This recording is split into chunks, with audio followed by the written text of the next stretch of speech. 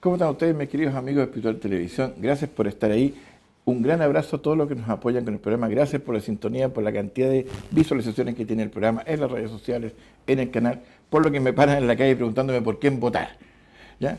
Pero eso no es decisión mía. Usted debe saber por quién votar. Usted debe reflexionar, usted debe pensar, usted debe orar para que tengamos un Chile mejor. Esa rayita que usted hace en el papelito, ese cuadradito que usted se esconde para rayar, tiene que ser de convicción, de adentro, con sus valores, lo que usted cree.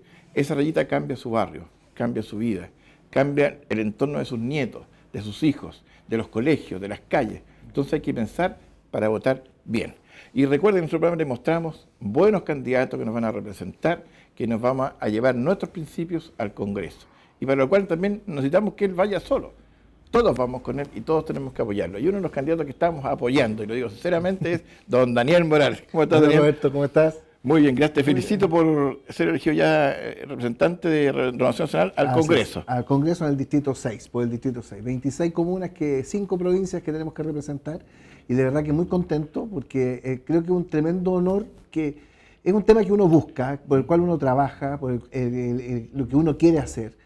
Pero es un honor que te den la posibilidad de poder hacerlo. Y eso genera una tremenda responsabilidad también. Fuera de cámara hablábamos un poco de la calidad de la política, el estilo de los políticos y el rol que nos toca jugar. Y creo que el desafío que tenemos en estos tiempos en particular es devolverle la credibilidad a la política. La política es tremendamente necesaria, es tremendamente importante. Hoy día el mundo social, los Homo sapiens, nos entendemos en esta lógica de interactuar socialmente. Y esa interacción social tiene que tener un orden. Y ese orden lo damos con el Estado de Derecho y el accionar político y el trabajo democrático dentro de ese Estado de Derecho. Entonces, ahí está creo que el desafío, devolverle la credibilidad a la política, devolverle la credibilidad a las instituciones y que los políticos asumamos roles grandes, roles importantes. No nos quedemos en la pelea chica, no nos quedemos en el detalle, en la menudencia, en la frase, en el meme, sino que lo que tenemos que hacer es tratar de dar mensajes que sean profundos, mensajes que apunten a cambiar el estilo de vida de las personas y trabajar para que eso sea real, no solo palabras, sino que también acciones. Necesitamos hombres buenos en la política, como digo yo, hombres con convicciones, hombres que aunque no piensen igual que nosotros, pero que defiendan bien sus convicciones. Y respeto falta entre los políticos, Absolutamente. entre los que actúan en el mundo, en todo sentido, digamos, la política, concejales, alcaldes, de respetarse unos a otros. Porque no somos todos iguales. No. Mira, lamentablemente estamos con un estilo de vida, un estilo de política que es tremendamente violento. O sea, hoy día los programas de más rating en la televisión o en las redes sociales son esos programas de políticos donde yo te insulto, tú me insultas, yo saco algo personal tuyo, y eso inmediatamente son 100.000, 200.000, 300.000 likes. Y al final la política se ha ido generando se ha ido construyendo en torno a la cantidad de adhesiones que va generando en redes sociales. Creo que esa es una forma tremendamente artificial de hacer política, es una forma dañina de hacer política. Yo creo que aquí lo que hay que buscar es impulsar ideas, y como bien dices tú, aquí no se trata de que alguien sea de derecha y todos tienen que ser de derecha, o alguien es de izquierda y todos son de izquierda, sino que yo creo que dentro de la diversidad tenemos que ver cómo complementamos los esfuerzos y los desafíos. O sea, al final todos queremos lo mismo, todos queremos vivir en un mejor lugar, en un espacio más seguro. Si la diferencia a veces está en el cómo llegamos ahí. Pero ese cómo yo creo que es perfectamente conversable, tratable. Se pueden buscar alternativas para que haya un consenso para poder llegar a esas metas. Sí, no, y entender, digamos, que siempre las personas tienen luces y sombras, en ese sentido. Pueden hacer cosas buenas y cosas malas, pero las cosas tienen que avanzar. Por ejemplo, el alcalde no de Limache avanza sobre lo que tú construiste, y la ciudad avanza. Pero si él llega y quiere destruir todo lo tuyo para abajo, retrocedemos y hay que empezar todo de nuevo. Entonces, los políticos deben avanzar unos sobre otros para seguir adelante. Yo creo que la ciudadanía está un poco aburrida de esto, de los memes, o sea, porque cualquiera dice, no, tal persona es, no sé, ladrón, y esa persona tiene que empezar a demostrar que no lo es. No hay ninguna ley tampoco que nos proteja del tema de las redes sociales. Sí. Yo creo que la libertad de expresión sí hay que, en eso mejor muchos siervos de la iglesia me dicen que no, pero Roberto, usted dice, no, hay que controlar la libertad de expresión.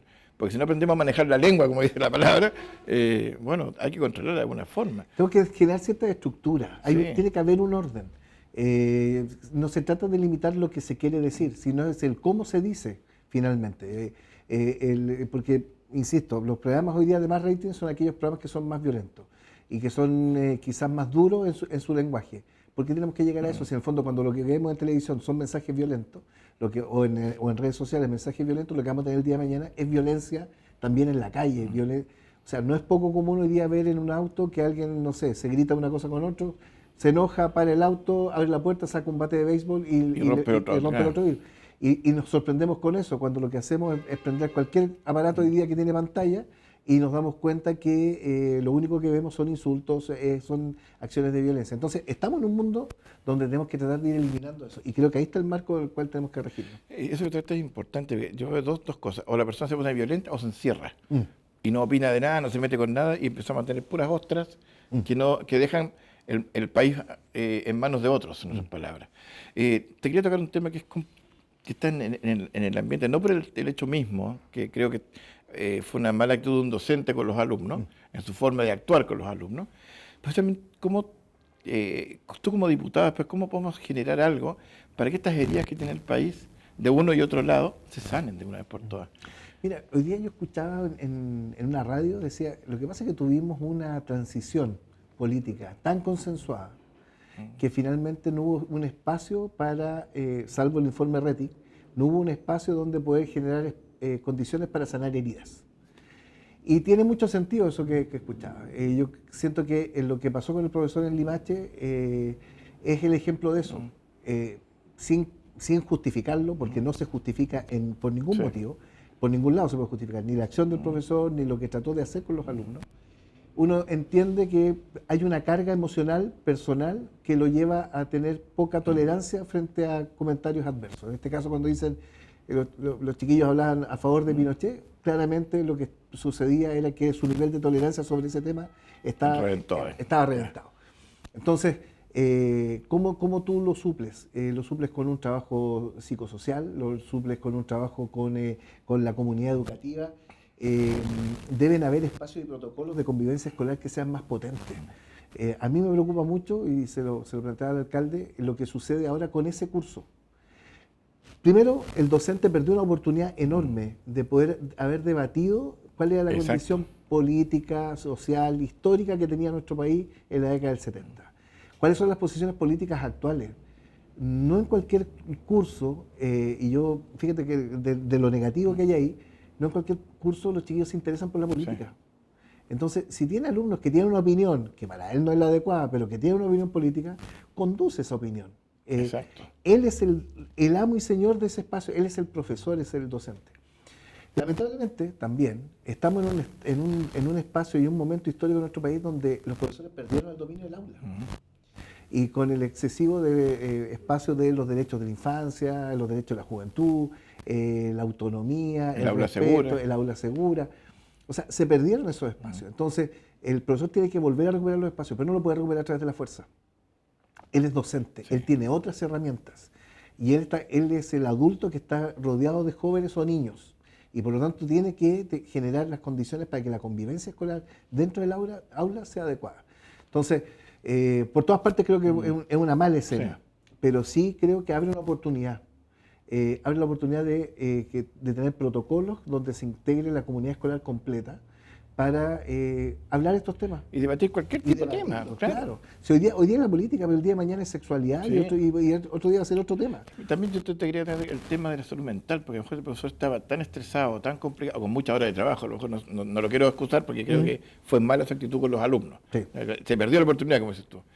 Incluso haber puesto su posición a hacer la válida. Haber contado su historia. Exacto. Entonces, pero este problema de salud mental que nos afecta, que reventamos cualquier cosa, nos enojamos, como que estuviera picaneado a través de esta elección presidencial que hay, que está como picando así, volviendo 50 años atrás, 60 años para atrás, y nos hace renovar o tristeza, o alegría, o lo que queramos pensar del tiempo, ¿te fijas? Mira, yo lo que veo... ¿Cómo paramos eso? Primero, ¿cuál es el ambiente que yo veo en esta campaña presidencial? Veo dos ambientes que son tremendamente dañinos. Uno, el miedo. Veo, hay campañas que se están construyendo en base al miedo. Y hay otras campañas que se están construyendo en base a... uno por el miedo de la delincuencia y otro por el miedo de quienes pueden llegar a los cargos. Y siento que hace falta la esperanza. Las propuestas Las también. propuestas, pero porque las propuestas... Y la esperanza. Es que es la esperanza. Fíjate que cuando tú tienes esperanza, sabes que puede haber un espacio para la propuesta y la idea. Exacto. Entonces, yo... Qué buen eslogan de campaña para ti, la esperanza. La esperanza, porque yo de verdad, yo apunto a eso. Yo apunto a eso. Cuando uno analiza el escenario político que hoy día tenemos, lo que estamos viendo es miedo. La delincuencia, el narcotráfico, el crimen organizado, la pérdida de la concepción del orden, el desorden social. Pero ¿dónde está la esperanza? Si Chile era un país grande, Chile era una sociedad, teníamos una sociedad ordenada. Y nos respetábamos. Y nos respetábamos. Teníamos consensos sociales que nos permitían convivir. ¿Y en qué minuto perdimos todo eso? Pues si está en nuestro ADN, nosotros lo podemos volver a retomar. Entonces tengamos la capacidad suficiente de poder fijar condiciones de esperanza. Porque no construyamos esto sobre el miedo. Yo soy el orden, yo soy la policía, yo voy a terminar con la delincuencia. Porque hay tanta delincuencia que yo tengo que terminarla. No, si yo creo que podemos volver a pensar que podemos volver a crecer como país, podemos volver a generar empleo, podemos volver a tener esta sana convivencia política de la mesa de los días domingos, donde las familias eran diversas, donde se debatían todos los temas sin tabú y donde todos nos respetábamos. Exacto. Entonces, siento que ahí hay una tremenda oportunidad. Y yo de verdad que invito a la gente a que vote no por los miedos, sino que vote por las esperanzas. Porque yo siento que un país que tiene esperanza, una sociedad que tiene esperanza, es la sociedad que podemos seguir impulsando y entregándosela a nuestros hijos.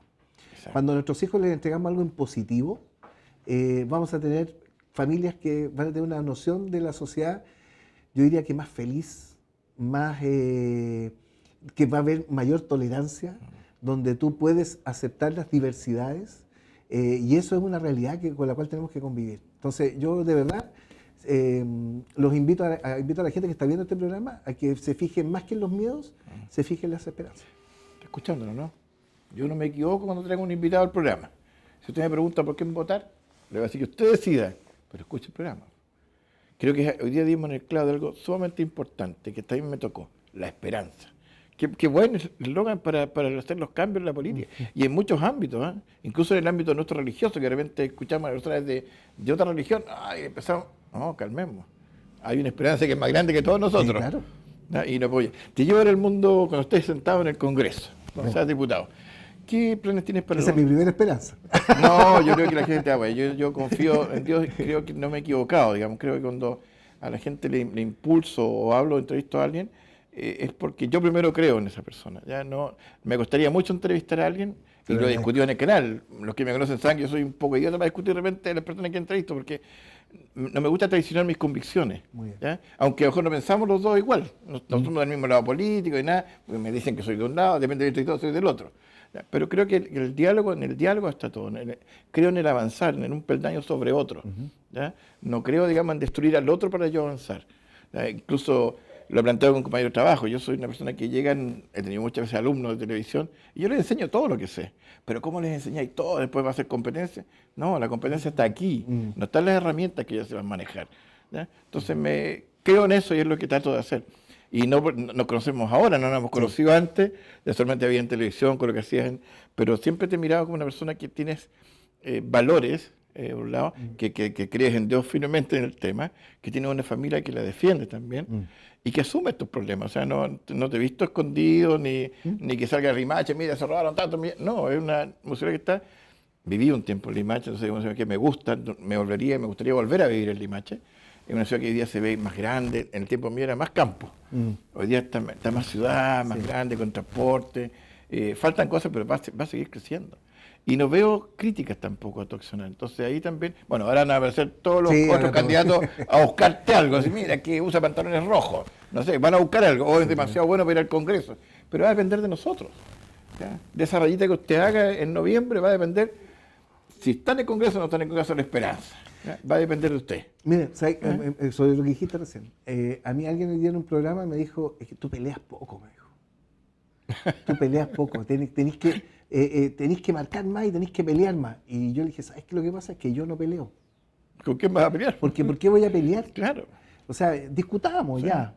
Plantéame, hazme tu propuesta y yo te haré la mía. Y tratemos de llegar a un punto medio, o a lo mejor no existe ese punto medio, a lo mejor tú me convences a mí y yo voy a tomar pero porque eso tiene que traducirse en una pelea. Exacto. Entonces, cambiamos la concepción de la forma de hacer política. Yo de verdad creo que si uno está en esto, y se lo aprendió un amigo que ustedes ya han entrevistado en ocasiones anteriores, que es Francisco Chaguán, hoy día senador. Francisco me dijo, si estamos en esto es para hacer que las cosas pasen. Exacto. Y yo de verdad soy un convencido que si nosotros estamos en esto, somos instrumentos para que las cosas pasen. A mí, donde yo he estado, me ha costado llegar.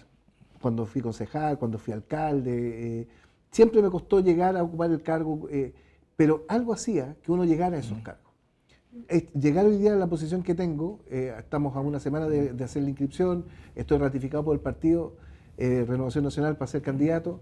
Tampoco ha sido fácil llegar hasta esta instancia, éramos muchos los que teníamos el interés de llegar. Yo espero poder estar finalmente en la papeleta, espero que así sea, estoy convencido que así va a ser. Pero si no lo fuera es porque probablemente mi destino es otro y mi misión es otra, pero si es porque estoy convencido que algo quiere que uno juegue un rol en esto. Y el rol no es pelear. El rol, insisto, es hacer que las cosas pasen. Y para eso estamos. Sí, yo creo que hay que poner, siempre tengo esta lucha yo en mi cabeza, mercado o felicidad.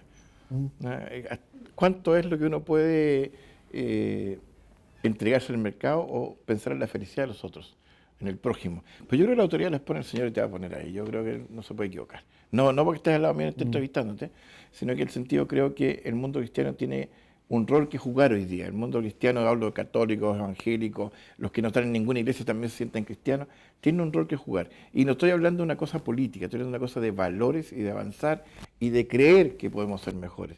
Creo que Chile es un gran país. El otro día conversábamos con Francisco Chaguán, también nos decía que Chile no es una franja delgada, es una franja ancha porque hay que mirar el mar también. Entonces somos una franja ancha y nos tocó un tema que él contó, que también te lo voy a plantear, no estamos arrancando un poco las propuestas como diputado, pero no va a ser un programa.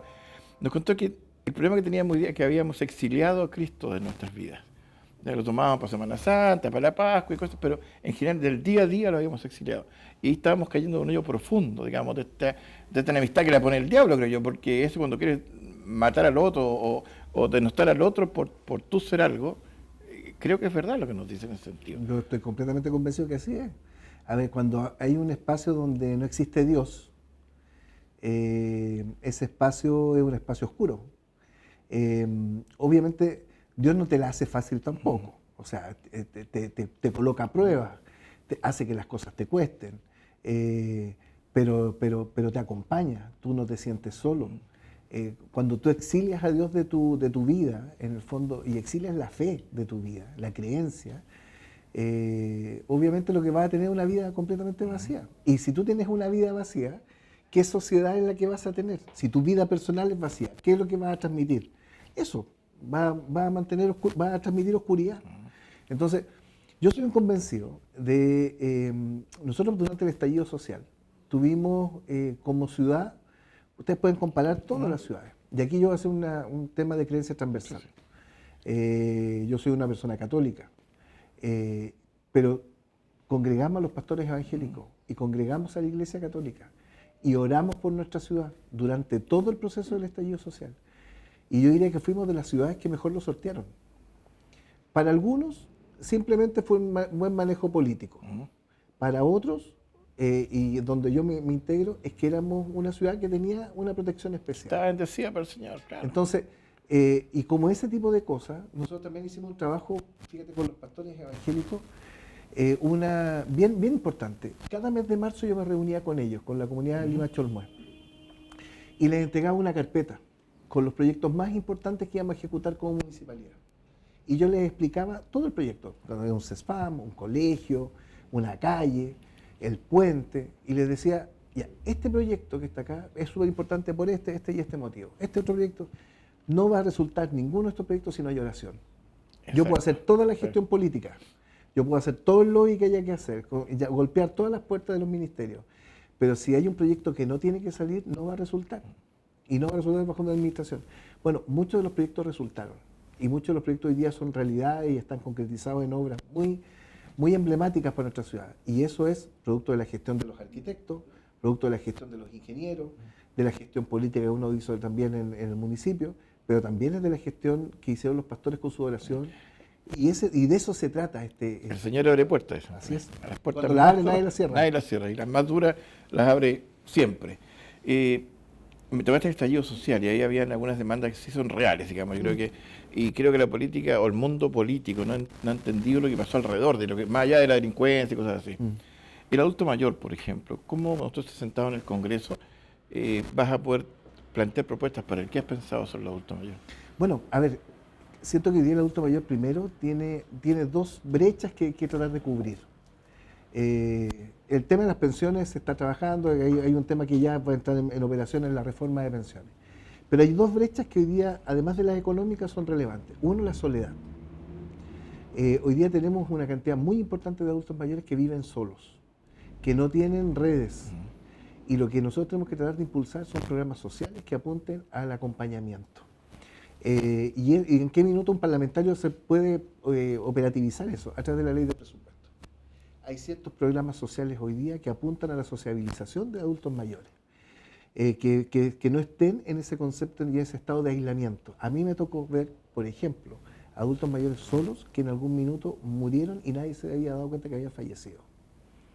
Entonces, el proceso de cuidadores, el proceso de acompañamiento, tienen que ser programas que vengan desde el Estado y para romper esa barrera de la soledad. El segundo elemento que para mí también es muy relevante, fíjate que esta semana los bancos informaron que las tarjetitas que tenían los indicadores de cuando tú haces una transferencia de banco, se postergaba la puesta en marcha. ¿Y por qué se posterga la puesta en marcha? Por la brecha digital que hoy día existe con los adultos mayores. Nosotros tenemos que hacer que esto sea una cuestión obligatoria. Tenemos que hacer que el adulto mayor deje el mundo análogo y entre a la digitalización. Exacto. Que se rompa el tema de la brecha. Que exista un subsidio, por ejemplo, para acceder, así como existe hoy día las becas TIC para los estudiantes de colegios públicos o particulares subvencionados. Tiene que existir también una especie de subsidio para que el adulto mayor pueda acceder a elementos de conectividad. Un computador, un teléfono, un iPhone, un teléfono inteligente, un smartphone, perdón. El iPhone es demasiado caro, me voy a poner un smartphone. Porque que los cursos sean accesibles y que sean obligatorios. Y que sean parte incluso a lo mejor de este otro programa, que sea de romper este aislamiento. Solo así vamos a tener adultos mayores integrados, porque lo que hoy día está sucediendo es que tenemos un 65% de la población que está hablando un lenguaje, y hay un 35% de la población que está hablando otro lenguaje. Mi papá tiene 90 años, y yo, por suerte, nosotros le enseñamos a mandar WhatsApp, a revisar nuestras redes sociales, porque él nos sigue en Facebook, en Instagram, y podemos comunicarnos así con videollamadas incluso. Pero hay muchos otros adultos mayores que no pueden hacer eso, porque no tienen la red de hijos, de nietos que le hacen ese acompañamiento. Entonces, creo que hoy día nosotros tenemos que preocuparnos de la política social, además del tema de la salud, pero no quiero entrar en los espacios comunes. Por eso planteo estos dos temas, porque son temas que a veces parecieran ser medios accesorios, pero son súper importantes, porque hoy día, ¿cómo un adulto mayor cobra su pensión? ¿Cómo un adulto mayor accede a los beneficios que hoy día todo el mundo está haciendo con informaciones digitales? Y ya el papelito, el volante, ya prácticamente nadie lo sigue. Ni el periódico, ya no. El diario, el periódico, claro, ya nadie lo vende ni nadie lo compra. También está siendo digital. Entonces, tenemos que nosotros romper dos cosas: aislamiento y el tema de la brecha digital. Impecable. Otra cosa, hace poco un candidato que va a candidato a presidente de la República, no sé si fue candidato el que lo dijo, de que el mundo de la cultura, la gente que trabajamos en el mundo de la cultura, no éramos trabajadores. ¿Cuál es la importancia que tú le ves al mundo de la cultura, el arte, la pintura, la fotografía, el baile? ¿Y cómo alimentas el alma si no tiene...? Por eso digo, ¿cómo hacemos esto? Sí, no, mira, a ver... y tú que tú estás en una ciudad que tiene una tradición, sí, pero... No, y de una riqueza patrimonial enorme, y eso hay que tratar de apreciarlo. Las culturas que hoy día nos llevan... ¿Qué le dirías a los artistas? 200 kilómetros de distancia en la delantera, son tremendamente potentes. No sé, uno va a Italia, va a Francia y te das cuenta que la cultura se respira en todas partes. No, primero yo creo que cultura tiene que haber y tenemos que potenciarla. Nosotros tenemos que desarrollar la cultura. Obviamente hoy día el país tiene necesidades que son urgentísimas. no digo que la cultura no sea una necesidad urgente, pero tenemos necesidades urgentísimas. Tenemos listas de espera en los hospitales que son gigantes. Tenemos brechas en temas de las pensiones, el tema digital, como lo mencionaba recién, que también son enormes. El tema de vivienda, hoy día la emergencia habitacional en Chile no se ha superado. Entonces, claro, si a uno le colocan entre armar un concierto y probablemente construir una casa, hoy día creo que la gente de la reconstrucción claramente va a preferir construir la casa. Pero aún así los espacios culturales debemos conservar. Para que inauguramos la casa necesitamos al artista que cante. Sí, claro. Sí, el artista que cante, alguien que recite. O sea, el alma hay que alimentarla. Las personas somos seres integrales. Tenemos que leer un libro, tenemos que escuchar música, tenemos que ver televisión, tenemos que conversar. No somos seres individuales que nos sentamos en un espacio donde estamos solos. Nosotros necesitamos coexistir con distintas realidades y con distintas dimensiones de nuestra vida. Y por lo tanto la cultura tiene que ser un espacio. Lo que pasa es que se ha perdido mucha plata y se ha botado mucha plata en mala cultura, ¿ya? O en malas políticas culturales, que esa es otra cosa. Entonces yo siento que no es que no tenga que haber cultura. Lo que nosotros tenemos que hacer es ser tan exigentes con la cultura como se es con los programas habitacionales. Más control. Más control. Sí. Creo que ahí está la diferencia. Este es un tema de la salud que la lista de espera, que son de todos los gobiernos. Desde que tengo uso razón de escuchar lista de espera. ¿Cómo solucionamos el problema desde el Congreso? ¿Hay que financiar más escuelas de medicina? ¿Hay que hacer más hospitales? ¿Cómo paramos eso?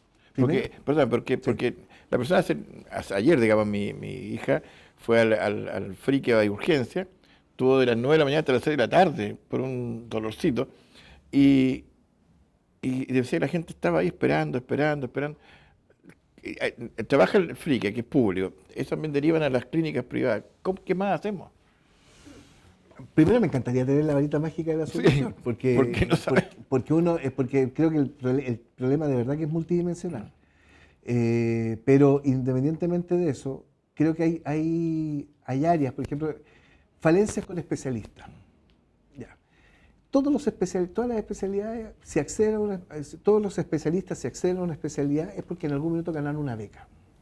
Y esa beca es financiada por el Estado. Siento que el Estado es poco exigente con las personas que hoy día tienen una beca, porque el Estado pagó por esa beca. También nosotros debiéramos abrir las puertas, si en algún momento abrimos la puerta de la migración, quizás el tema del médico migrante también nosotros debiéramos aceptarlo de una manera distinta. Debiéramos también, hoy día, ante la urgencia y la necesidad de médicos, mira, en estos tiempos, cuando uno va a la salud primaria, lo que cuesta mucho, porque las escalas de sueldo además entre las distintas comunas son diferentes, por los bienios, por la antigüedad, por un montón de factores. Hace que y provoca que no en todas las ciudades tengamos la misma cantidad de médicos ni la misma especialidad de médicos, o la diversidad de especialistas que se requieren en esa ciudad. Entonces, ¿qué es lo que sucede?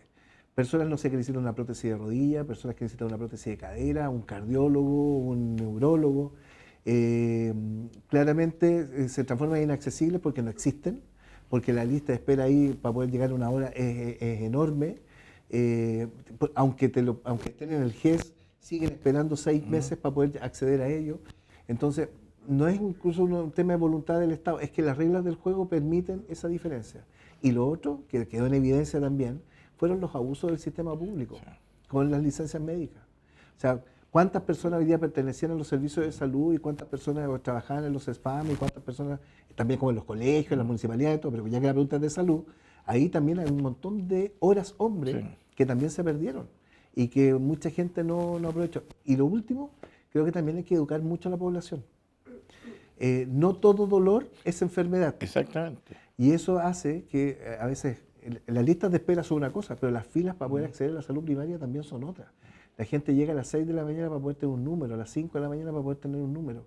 Y uno se pregunta, ¿por qué en la consulta médica el doctor que está a 2 cuadras de ese SPAM no tiene esa misma lista? Exacto. Y cuando llaman por teléfono y le dicen, venga mañana en la tarde, existe la tolerancia de esperar hasta mañana en la tarde. Es un tema de cultura, es un tema de educación. Y eso solo tú lo logras en edades tempranas. Ya la persona que tiene 70, 80 años y que ha sido atendida de la misma manera, no va a cambiar su hábito. Entonces podría ser una propuesta, digamos, de que los colegios nos enseñaran esta cultura Claro, dentro de todo lo que nos decían. nosotros deberíamos aprender a acceder a los servicios públicos desde niños. Exacto. Mira, yo me llevé una sorpresa. Qué bueno eso que estás diciendo, ¿no? Yo estuve haciendo clase en una carrera de administración pública en la Universidad de las Américas. Y en la carrera, cuando hablaba con los estudiantes, me dijeron, es que nosotros estamos en cuarto año y no hemos ido nunca a un servicio público. Pero ¿cómo le digo yo si ustedes estudian administración pública? Ustedes van a ser las personas que van a instalar políticas públicas en nuestro país. Tienen que liderar procesos. No, es que no hemos ido nunca, porque hemos tenido clases virtuales, porque hemos tenido clases semipresenciales. Ya, dentro de mi dinámica, lo que hice fue llevarlos a servicios públicos. Y los llevé a servicios públicos y conocieron servicios públicos, hablaron con alcaldes, hablaron con directores de corporaciones, se dieron cuenta de las brechas que hoy día existen, el cómo funcionan los servicios públicos, dónde están las falencias. Ellos siempre han ido como usuarios probablemente, sí, pero no como hacedores de políticas públicas. Y creo que ahí está el tema. A veces hay poca también noción de realidad con lo que se planifica. Siento que hoy día a la política y a las instituciones que planifican políticas públicas les falta calle. Creo que una de las grandes virtudes que yo tengo, y por eso me motiva el fondo a presentarme a este desafío, es que yo he sido alcalde durante 12 años. Fui 3 años concejal, 10 años director de desarrollo comunitario. Entonces algunos me dirán, es que usted ha vivido siempre a costillas del Estado, porque me lo dicen. Pero estás a servicio de la gente. Pero he trabajado. Claro. He trabajado en ese espacio. Pero independientemente de eso, ¿alguien puede decir que yo no tengo calle? Nadie. Nadie podría decirme eso. Entonces, yo he estado en las filas de las 5 de la mañana en el tema de los spam. Hemos estado en lugares donde no ha habido los spam. Hemos construido los spam y le hemos dado utilidad. Hemos generado otros espacios de atención de salud. Sabemos cuáles son las falencias. Me es fácil comprender el cómo podemos, quizás yo no tengo la sabiduría completa, no conozco los procesos completos, es imposible que alguien tenga el conocimiento total. Pero si alguien me explica, yo puedo asimilarlo inmediatamente a lo que me sucedía todos los días. Y esa cuota de realidad y de terrenalidad que hay que tener para las cosas, creo que es la que le hace falta hoy día a la política. Sí, pero esa frase también que el servicio público viven del Estado. Oye, mi señora trabaja en el servicio público, se levanta a las 6 de la mañana para llegar a trabajar a la intendencia, y después llega tarde, ¿sí? y sé que saca la mugre atendiendo a los viejitos, ¿sí? A la gente, ayudándola. Pero a veces te lo dicen solo sí. para tratarte despectivamente. Sí, por algo. Entonces yo creo también, mira, yo soy una persona que creo que lo mejor es transparentar las cosas, decirlas y asumirlas. Es un costo, sí, es una carga. Por eso cuando la gente dice, ¿por qué usted opta al cargo? Si no es tanto el cargo, de verdad que el cargo a veces es más una carga que un cargo. Pero cuando uno tiene la vocación y tiene las ganas y la energía, hay que hacerlo. Vamos a la esperanza, descentralización, y que los que trabajan acá en la industria, las grandes industrias, tributen en la región. Tiene que ser así. Firmemente esa convicción. Sí, convicción total. Y modificar hoy día cómo se concibe la descentralización. Primero, por ejemplo, el puerto. El puerto solo recibe la carga de tener la carga diaria, pero no recibe los beneficios de tener el puerto acá. Y los 2 puertos. Y son 2 puertos. Claro. Incluso y 3 con el de Quinteros. Y claro, y el puerto terrestre de los Andes. Entonces, que siempre, aprovecho de mandarle un saludo si es que lo están viendo, porque siempre se considera el patio trasero de la región del Paraíso. Y eso también hay que terminar con esa concepción. Son la entrada. Exacto. El primer espacio, el primer espacio que tenemos, la puerta. Entonces, pero yo cambiaría el concepto de descentralización. Le daría más facultades a los municipios. Le daría facultad para que sean gobiernos locales de verdad, no meros administradores locales. Yo siempre colocamos el mismo ejemplo y a veces uno es reiterativo, pero no puede ser que si un alcalde necesita colocar un semáforo, se demore 1 año para colocar ese semáforo, porque tiene que pedir la autorización a 5 o 6 ministerios y 5 o 6 departamentos antes de poder colocar ese semáforo. Segundo, el gobierno regional también tiene que tener más atribuciones. Y esas atribuciones tienen que ir acompañadas, obviamente, de obligaciones, hay facultades. Hoy día tenemos el caos en el transporte, por ejemplo. Y no puede ser que el gobernador regional con los consejeros regionales sean meros espectadores de qué es lo que pasa con el transporte. O sea, sí. Cuando uno va a Colombia, cuando va uno a países cercanos, el transporte es un transporte del Estado y del gobierno regional.